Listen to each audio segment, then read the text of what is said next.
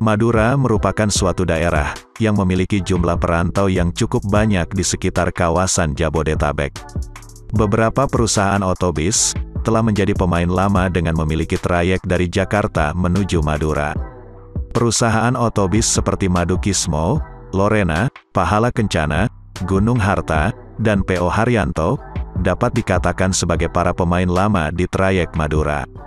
Tidak akan lama lagi, akan ada perusahaan otobus besar yang sudah ternama dan akan ikut terjun bersaing pada trayek bis antar kota antar provinsi menuju Madura. Banyaknya jumlah penduduk Madura yang bekerja di sekitar kawasan Jabodetabek merupakan suatu potensi besar bagi pemasukan perusahaan otobus, khususnya pada saat-saat penumpang ramai. Penumpang Madura terkenal akan melakukan mudik pada Lebaran Idul Adha.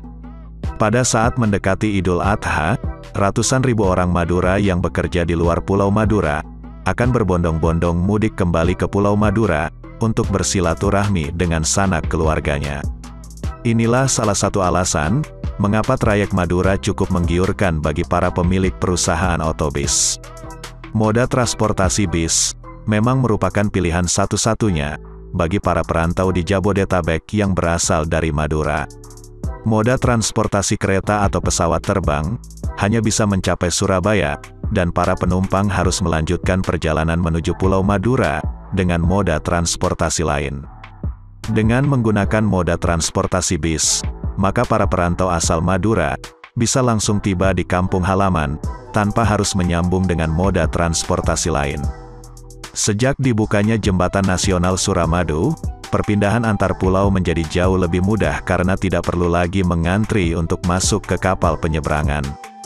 Banyak perusahaan otobus yang melihat peluang ini sebagai salah satu jalan untuk mengembangkan usahanya, sehingga banyak perusahaan otobus yang akhirnya memutuskan untuk melayani penumpang menuju dan dari Madura. Trayek bis Jakarta-Madura memang sudah dikenal sebagai salah satu jalur gemuk untuk bis antar kota antar provinsi, atau bisa dikatakan sebagai salah satu jalur yang sangat ramai dengan penumpang pada setiap harinya. Maka bukanlah hal yang mengejutkan ketika banyak para pengusaha otobus yang berlomba-lomba untuk membuka trayek menuju ke Pulau Garam ini. Tercatat kini ada lebih dari 15 perusahaan otobus yang melayani trayek Jakarta-Madura. Silakan sobat tuliskan pada kolom komentar, perusahaan otobus apa saja yang kini mengaspal pada trayek Jakarta-Madura. Namun dengan banyaknya operator bis pada trayek Jakarta-Madura, tetap tidak mengurangi hasrat para pengusaha otobus untuk mengambil ceruk pasar penumpang yang cukup besar pada trayek ini. Belum lama ini, perusahaan otobus Sinarjaya telah meluncurkan armada suite class pada trayek Madura, yang menjadikan sebagai bis sleeper pertama untuk trayek Jakarta-Madura. Keberanian PO Sinarjaya untuk menyasar pangsa pasar penumpang kelas menengah atas di jalur ini, memang layak diacungi jempol. Dapat dikatakan bahwa perusahaan otobus Sinarjaya, kini cukup sukses dengan pembukaan trayek Madura. Langkah Sinarjaya ini, akhirnya direspon oleh perusahaan otobus Gunung Harta, yang memberikan pelayanan bis tingkat mewah bersasis Volvo B11R, untuk dapat bersaing merebut hati penumpang pada trayek Madura. Akan selalu ada ceruk pasar pada setiap segmen penumpang.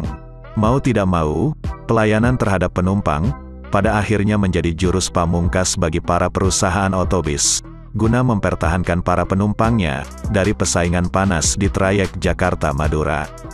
Bisa dikatakan, panasnya persaingan bis akap pada trayek Jakarta-Madura, sejajar dengan panasnya persaingan bis akap pada trayek Jakarta-Malang.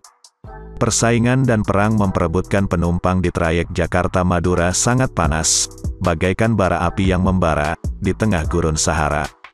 Pada setiap harinya, bis-bis keluar dan masuk ke Pulau Madura melintasi Jembatan Suramadu. Perusahaan otobus di trayek Jakarta-Madura, baik itu pemain baru maupun pemain lama, mulai merasakan betapa persaingan di jalur Madura, memang bisa dikatakan ibarat dua mata pisau yang sangat tajam. Di satu sisi, trayek ini memang bisa memberi keuntungan berupa pundi-pundi rupiah, namun pada sisi lain, trayek ini juga bisa menjadi trayek yang membuat sebuah perusahaan otobus memiliki rapot merah dari sisi keuangan, dan akhirnya bisa menggerus keuntungan perusahaan.